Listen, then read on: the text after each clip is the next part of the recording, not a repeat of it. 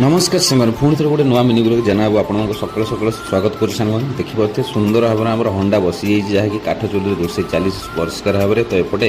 मेष मैनेजर बाबू आमर कटाकुटी व्यस्त अच्छा देखिपे आज गोटे माने बेसर आइटम हो जहाँकि छुई आलू बेसर तो देखिपे सुंदर भाव में आयोजन चली सब मेस सांग मैंने तो से भितर फ्रेश होगी सिलु सांगे पलि गलु सांग मैंने पाखर पहाड़ उपर सुंदर महाप्रभु मंदिर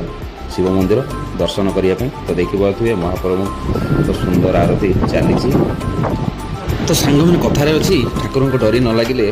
ठाकुर दर्शन हो पारे से भाव में आम ये आंब खाइबा आसलु ठाकुर दर्शन हो गला सांग मैंने गोटे खुशी जिन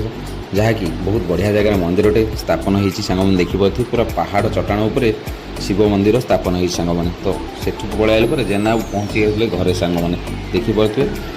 नुआ फैन गरम प्रबल से ही मात्रा आणिकी लगा लगी चली जहाँकि पुराना फैन भल भाव पवन दौन से नुआ फैन लगाऊँ जहाँकि जनाबू निजे निजे मिस्त्री तो देखु देखु संध्या समय हो सांग मैंने तो आम बाहाघरिया अभिमुखे यात्रा कलु सांग मैंने जहाँकि गोटे बाहाघर फंक्शन थिला तो देखिपे सुंदर भाव बाहाघर फंक्शन चली तो से भी आम सामिल हेलु तो सांग मैंने आज मिनी ब्लॉगटी ये शेष करिए वीडियो भल लगे वीडियो को लाइक करेंगे शेयर करेंगे और चैनल को फॉलो करेंगे आउ जदि यूट्यूब चैनल देखुए निश्चय चैनल को सब्सक्राइब कर सांग मैंने रही सांग मैंने जय जगन्नाथ।